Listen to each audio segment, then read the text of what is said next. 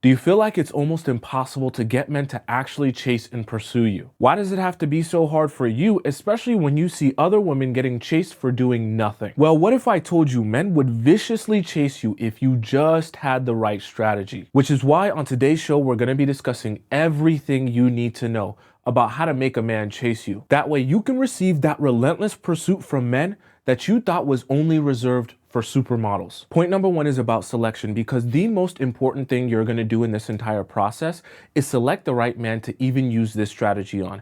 For all of us, we're not all going to be everyone's cup of tea, no matter who we are. I don't care if you're a celebrity, a supermodel. I don't care if your Yiddies and your dump truck is amazing and people can't stop staring at you.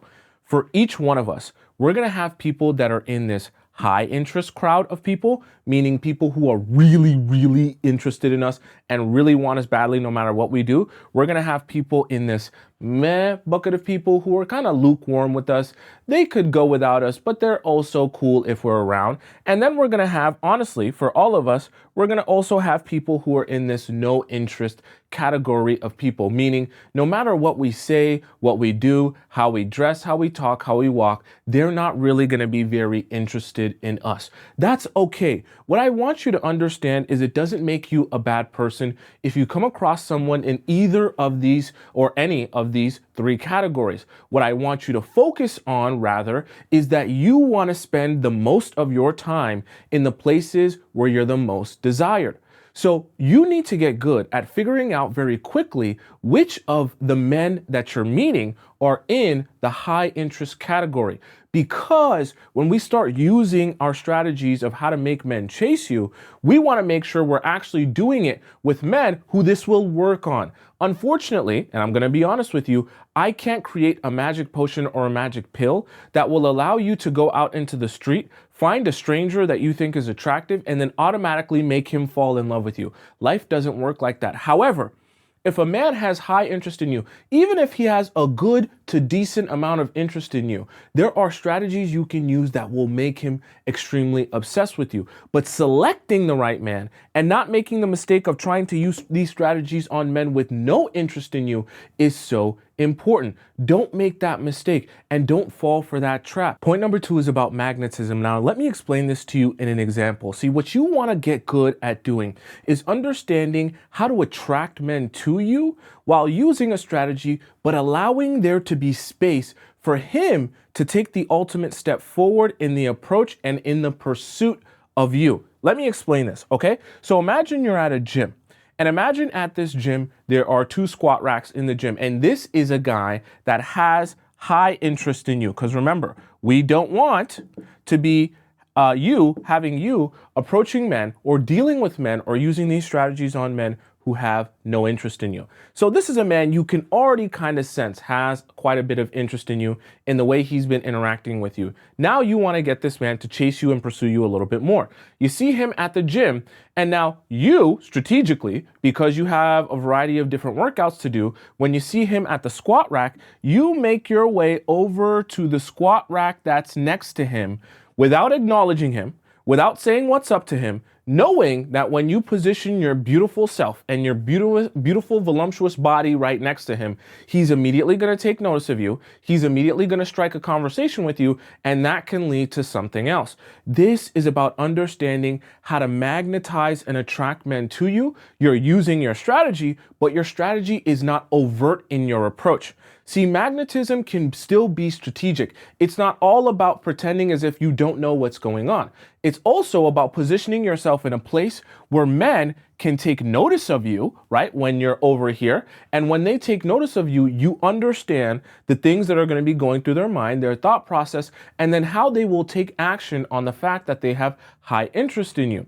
See, a lot of the time, if you can just get good at spotting and knowing the men who are interested in you, and then putting yourself in their eyesight, putting yourself in a position where they're able to access you or get to you easily, what you're essentially doing, I like to say this saying, you're clearing out the runway for him.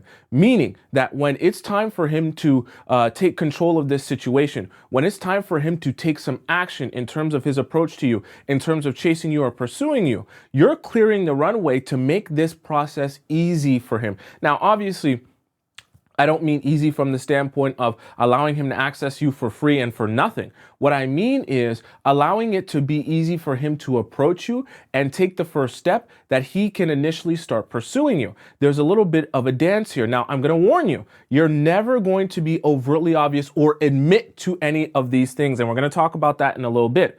But what you're going to do is when you strategically, I should say, put yourself in his line of sight, in a position where he can easily approach you or begin pursuing you or chasing you, then you allow things to flow as they may. And a lot of times, if you've chosen the right man and you've made the right assumption that he has high interest in you, everything will begin working as it's supposed to work. Meaning in this scenario, he'll strike a conversation with you. He'll start asking you things. He'll say, oh, it's you again. I didn't expect to see you here. Oh, what are you doing today? What are you up to today? And conversation will begin flowing. And from there, with the man with high interest, the more he talks to you, the more likely chance he's going to ask you out on a date, ask you to hang out, and all these other things. And all of a sudden, you've just gotten something that you wanted just simply by positioning yourself in a way and in a place where you're in close enough proximity to him that you can magnetize him. Point number 3 is about being playful. Why must you be playful in order for men to chase you? Because being playful actually communicates something very important that I want you to be communicating to this man. See, when you're playful with a man, when you're teasing him, when you're able to be a little bit fun and lighthearted, it actually shows him that you guys are on the same level. Let's say, for the sake of example, the same guy that you met at the gym, right, is telling you about the fact that he did a PR of 315 on the squat rack at the gym the other day. You missed it. You should have been there because it was amazing. And you're like, oh, rather than worshiping him, or rather than telling him how amazing and awesome he is, you take this as an opportunity to tease him and be a little bit playful. For example, your response is, did you actually do 315? Because I know you be doing them like quarter reps where you're barely bending your knees. I don't know. Did you really do it? Or did you kind of half do it, like a quarter of the way do it? I don't know if I really believe you. Now, this might feel like, damn, Tomisin, I'm teasing this guy. What if he doesn't like that? What if that makes him uncomfortable? Who gives a damn? Remember, you're dealing with a man who already has a high level of interest in you. That's why selection is so important. And what you're also doing when you're teasing him like this is you're showing him, right? If he thinks that his desirability is up here, that your desirability is also up here. Because you might not realize what teasing and playfulness does, but it creates an equilibrium where both of you view each other as equals, in the sense that when you're teasing him, it's because you don't see him as above you and you don't necessarily see him as below you, right? You're able to tease him because you see him as your equal. What you're also communicating, if you see him as your equal, is that as desirable as you believe you are as a man, is I believe I am of that same desirability, which is why I'm willing to tease you and not just worship the ground that you walk on.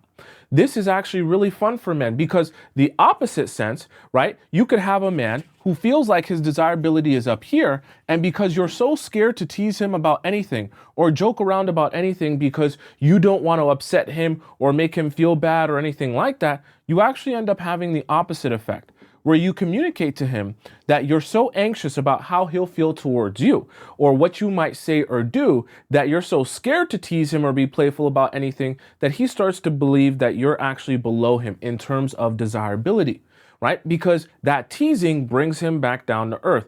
Sometimes it is good to humble people and remind them that you don't think that they're the best thing since sliced bread. Why? Because in that reminder, even in a playful, small way, it helps them understand, oh my gosh, this person doesn't put me on a pedestal, right? This person views me as an equal. This person views me as just as desirable as them and vice versa, right? There is no imbalance of power. Men need that feeling. Men need to feel like they're not the most important thing in your life and you don't worship the ground they walk on in order for them to chase and pursue you. Sometimes when you really like a guy, your main focus will be on making him happy and not doing anything to upset him. But this can be a problem because guys don't like to feel like you're trying to worship them all the time. They like to feel like you have an understanding of who they are and you're willing to play with them and tease them a little bit, and they do the same thing to you because there's an understanding amongst both of you that you're on the same level, especially as it relates to desirability. Point number 4 is about seduction. See, one of the key elements that you need to get good at is being able to seduce people while talking to them about something non-sexual. Let me give you a perfect example of that, okay? Let's say you and a guy that you know has a good amount of interest in you are discussing the topic of an upcoming event, something that's kind of like a general invite for everyone in your area or that you know that anyone can really attend. He's planning on attending this event, so he tells you, hey, I would love it if you came to this event with your friends. Bring your girls. Oh, it'll be a good time because I'm already going with my guy friends and I'm going to be there. This is a perfect example to or have seduction going on without actually saying anything sexual. This can be your response. I don't go anywhere unless I've been personally invited by someone, and that someone has to really show me how badly they want to see me there. Then I know it's worth my time if I do end up going. Do you see how saying something without actually saying something can elicit a feeling within someone where they're saying, wait a second. Are you doing a thing with me where we're doing a thing here and I got a thing with you and you got a thing with me? But this is what seduction is about. Seduction is not about being on the nose about exactly how you feel and exactly what you want. Seduction for you as a woman is all about beating around the bush, being slightly vague, but saying just enough that people get a feeling or a sense of what you're saying. Because what you want to happen in a scenario like that, right, where you're essentially saying, I'll think about it, or in a scenario in which you're saying, convince me, what you're doing here is something very important. When he walks away from that conversation that he had with you, he's going to be thinking back to not just what you said, but the way you said it and the eye contact you had when you were talking about that thing and the things that he felt you were implying by saying that thing that way in that context. And when he's thinking back to everything that you were saying and trying to decode and decipher those messages, that makes you so much more intriguing and interesting. And that intrigue is actually where what seduction comes from, right? Seducing someone is not just about putting everything on the table right in front of them to let them know everything the first time without them asking. Seduction is about giving people just enough that they have to lean in a little bit to get more, to understand more, to see more, to feel more. Point number 5 is about being naive. Now, this one's going to sound really weird, and I know it's drawn really strange, but stay with me. What I want you to realize in your seduction and in the process of you getting a man to chase you, I want you to know men also have their own version of fantasies. We all have fantasies. And for men, they fantasize about the idea of you falling from the sky like an angel, being bestowed in front of them, and you're just looking out into the distance and the sunshine is just hitting your face so perfectly, and your hair is just blowing in the wind so perfectly, and your dump truck just has the best shape in the nicest, tightest pair of jeans. And when he sees you from across the room, he's mesmerized by your beauty, and you're not even trying to be as beautiful as you are. You're just like gliding across the room. It's like there's an aura about you that you're not even attempting to try to have, you just have it. The reason I say this is because part of being naive is also about feeding that fantasy, which is why I drew this like this. You have to understand, when you can make men feel like, hey, I know you're really attracted to me, and I know you feel this intense magnetism of me, but I don't know why. It's definitely not because I'm strategizing. It's definitely not because I'm watching this guy's show who's teaching me how to get you to chase and putting me in a better position to be super seductive. It's simply because, I don't know, I guess you just really are obsessed with me. I don't know what I'm doing. I'm just being myself. I don't know what I'm saying. I'm just talking as I regularly feel. This is very tantalizing for men, right? Because when you can make them feel like you have no idea the reason that they're so turned on by you, so obsessed with you, and fantasize about you so much, it makes it seem like you have magic going on within you, which is good. Because the opposite sense, right? I'll show you what could also happen. If he feels like a lot of what you're doing here is very calculated, strategizing, and a whole lot of planning in place. Ironically, and you're not going to like this, he will be very, very soft. PP extremely soft, right? I know that's kind of disappointing for you, but this is what you have to realize. For men, they don't like the idea that the fact that you're super attractive to them is because you're doing the best you can to try and be the most attractive you can. They love the fantasy that you are this stunning dream woman without even trying to do that. That is what is really enticing to them. That is what makes them believe in the idea that you're a sex goddess, okay? And I don't make the rules, but I can explain them to you. So if you can present yourself as being naive to the seduction that's going on and exuding from your pores, it makes it even more fantastical. Point number 6 is about the mirror. Now, you want to understand, with everything that you're doing here, don't make this very easy mistake in your process of getting him to chase you and pursue you. Because one of the things you'll hear a lot or think about a lot because you hear it from other people, match his energy, match his energy, match his energy. Stop doing that. Because what it's tricking you into doing is when men are actually finally in the position of chasing you and pursuing you, you actually match his energy. And when he's up here, you're up here also. But what do you think that means for you also? If he's exuding a whole lot of energy of chasing and pursuing you, and you're matching that energy, then you're subsequently going to start chasing and pursuing him back if you're mirroring and matching that energy. But you want to know what that quickly turns into? That turns into a man's realization that, oh, I'm getting chased and pursued by her as well. So I wonder what happens if I pull back a little bit. And then he still feels you chasing and pursuing. What happens if I pull back a little bit more and a little bit more? And the thing about it is, in a perfect world, I know you're thinking, yeah, I'd be able to perfectly match his level wherever it's at. But the reality of it is that when you get accustomed to it being up here and things change or he reduces the amount of energy or effort he's putting forth into you, you get sad, you get a little bit upset, and a lot of times you don't make the immediate adjustment. So it's bad all around. Also, what I don't want is I don't want you to get into a position in which you're matching guys' energy.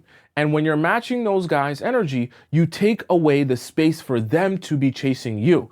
Every time you meet a man, no matter how much he texts you, no matter how much he tells you he loves you, no matter how much he tells you you're amazing, he's obsessed with you, he calls you every day, every afternoon, and every night, you will never, ever, ever change or adjust your effort put towards him. Now, I'm not saying you don't do nice things for him. What I am saying, though, is that you do not begin chasing and pursuing him. You also don't try to mirror the amount of pursuit that he's giving you, right? By texting him as much as he's texting you, by if he's sending you long paragraphs, you're sending him just as long paragraphs, by if he's calling you every afternoon or every night, you're calling him every afternoon and every night too, especially on the days that he doesn't call or text you, right? This is what we don't want. We want to keep a healthy balance and a healthy diet of him pursuing, you accepting and receiving, and that being the ongoing process. Now, obviously, you still want to make him feel good on the dates. You still want to reward him for his effort of asking you out and taking you out on dates. But what we don't want is we don't want a scenario in which you now start mirroring his pursuit by doing some pursuing yourself, and then he stops pursuing you or takes a little bit of that away. Point number 7 is about fairy dust. What I want you to never, ever, ever forget is you are at your most valuable when you're at your least available. Now, obviously, when you're dating a man and you want him to be pursuing you and chasing you, you're going to have to be available to a certain extent. But what I don't want you to ever do, especially at the beginning, is I don't want you to overstay your welcome. Understand this concept and never forget it. Anytime you're with a guy, on a date with a guy, and you're the one that says, yeah, I love the time we're having, but, to be honest with you, I have got to go. Okay? Or you're on a phone call with a man and you're letting him know after an hour of being on the phone, you're like, yeah, I got to go to bed. I got some stuff to do. I got some places to be, right? Or let's say you're having a FaceTime call with the guy, a video call with the guy, and you've been talking for a while and you're like, oh, I got to go somewhere. I got to sleep. I got to go to work tomorrow, whatever the case may be. Every time you cut an interaction short, you sprinkle a little bit of fairy dust in your absence. Why? Because when you're cutting this conversation short and you're letting him know that you need to be gone and you need to go somewhere, you're leaving him wanting more of you. So you're sprinkling fairy dust on him in your absence. Oops, I'm gone. I have to go somewhere. I have to be somewhere, right? And he gets to be left with the feeling of, oh, she's gone. That was such a good time I had with her. I wish I could be with her again. I can't wait till the next time I get to spend time with her. That is the feeling you want to leave men with all the time. Why? Because that feeling turns into, I need to see her again very, very soon. You're sprinkling fairy dust on him. And I know it seems very silly and easy to do. What? I just cut things short? Yes. What I also want you to do is I want you to plan to cut things short even before you head on to the date or the hangout. For example, when you're going out on this dinner date with a man and you guys are planning to do multiple things on the date, I want you to have in your mind, no matter what, at the 2-hour mark of the date, I'm going to cut this date short and let him know I have to go home, even if the date is going well, and especially if the date is going really well, I'm going to cut it short after 2 hours. Because when you leave him with that fairy dust all over his damn face because of how much he's thinking about how amazing the time was with you and how sad he is that this time has gotten cut short, this is when you get good and potent pursuit from men towards you in their relationship with you. Because let me tell you what the opposite version of that looks like. Instead of sprinkling fairy dust on men by cutting things short, let's say you go on what we describe in the Players Club as marathon dates, going on a date with a man for 8 hours, going on a date with a man where you go to dinner first and then you go for a walk in the park for another 2 hours, and then you sit in his car for another 2 hours, and then he drives you to his place for another 2 hours, then you're chilling there, then you're making out, then you're watching Netflix, then you eat some dessert. Like, all of that stuff, right? You might think to yourself, okay, that's a great date that we're having together. That's a great time that we're spending together. But what's also happening is you're creating a scenario in which, as a commodity, you're not a thing, but as a commodity, you seem very mundane and regular, right? You don't seem like something hot, fresh, and unavailable and unattainable. You seem like something that will be there no matter what. Okay, you know how you go into your fridge and you have that that single item in your fridge that just stays in your fridge all the time, like that condiment in your fridge that you never use and no one ever uses in your entire household, and no one ever bothers to throw it away, but also no one ever bothers to use it because it's always there and no one wants it. We don't want that to become you, okay? We want you to be like the pink lemonade that gets bought the day of, and the same day it gets bought from the grocery store, it all gets drunk by the entire household. We want you to be like that, right? Here, but then gone in a flash. Because what's the first thing people will do when you're gone in a flash and they have some fairy dust sprinkled on them? They will miss you and want to see you again. We don't want to give you marathon dates in which men will say, I've actually been with you for 10 hours and it's been fun for the first 2, but now I'm starting to feel like I want to be on my own again.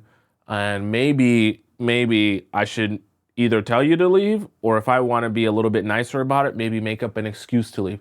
If you have a man, let me tell you this, if you have a man thinking to himself that he wants to make some sort of excuse that he can end this early or that he can get you to leave, you've lost. You're not going to get his pursuit.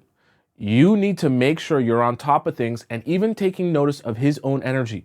If you start to notice his energy is dwindling down and he doesn't seem as interested or invested or like upbeat as he was at the beginning of the date, immediately, once you realize his energy is dwindling, whether it be on the phone or in an in-person date, you say, yep, I got to go home. I got to do a thing where a thing is thinging me and I have to be there. Okay? Immediately cut things short. Don't let men get in the space where they're thinking or looking at their watch and thinking, yeah, I maybe want to be somewhere other than this place. Point number 8 is about welcoming men back. This is very strategic to do, especially if you want to keep a man in the chasing stage. When a guy has a regular flow and frequency with you, let's just say for the sake of example, his regular flow and frequency with you in terms of his communication with you is a text every 10 minutes, okay? That's quite unrealistic, but let's just imagine, okay? And that feels good. It gives you no anxiety because in the process of him texting you that frequently, you don't have to be thinking to yourself, what is he doing? Who is he talking to? Is he uninterested in me? You're never ever worried or concerned about that, right? But let's just say for the sake of example, that at some point he starts to switch things up and he stops messaging you every 10 minutes. And now all of a sudden his messages are few and far between. And at one particular point, he goes 2 days without even messaging you at all. And then on that second day, he actually messages you and reaches out to you and just begins the conversation like nothing happened. There's going to be a lot of anxiety within you, obviously, right? And that anxiety that you feel is going to start to make you feel like you should do something which I don't want you to ever do. It's going to make you feel like you should call him out. And I don't want you to do that. Why?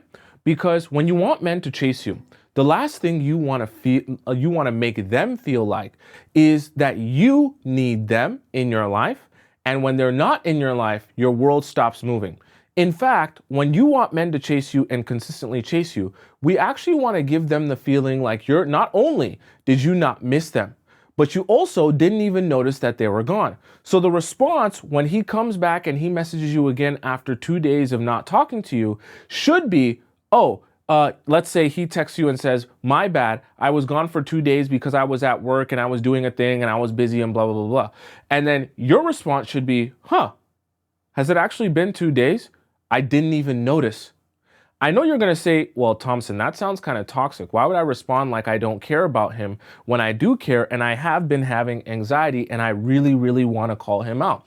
Because what we want men to recognize, right? When they've been pursuing you and when they've been chasing you and when they kind of dial that back, we don't want them to feel like they have power within that. What I mean by that is if you tell him how much it's been bothering you that he hasn't reached out for the past 2 days, you're also helping him recognize his ability to control you through the fact that he will either pursue you or not pursue you. And he knows how much anxiety that's giving you and how much subsequent control he has over you through that. What we want him to recognize is he has no control over you through that. And if he pursues you, sure, he'll get access to you, but if he stops pursuing you, your life will continue moving on and you might just completely forget about him. The reason we want that is because we want to keep the dynamic, remember how we talked about before, in that balance of the different levels and how you're not going to be matching his energy. We want to keep that dynamic in a place where he is constantly pursuing, but he doesn't ever feel like, oh, I can control her through my pursuit. I can control her through the level of interest that I show her. We want him to recognize that he pursues because he wants to pursue, and you show interest because, not because necessarily he's the best thing since sliced bread, but you show interest because he's approaching you the right way. We want men to recognize that the only way to access you is to approach you the right way. So then when he pursues you, when he chases you, when he goes about it the correct way, he gets that access to you. When he doesn't, you don't even notice. Your life just continues to move on. And if there's a new guy who comes into your life and does the proper pursuit, then he will be the one to get access to you, right? We want to communicate this to men because it keeps them on the straight and narrow, understanding there are rewards for my pursuit of her, for me chasing her. There are also consequences if I choose to not chase her or not pursue her.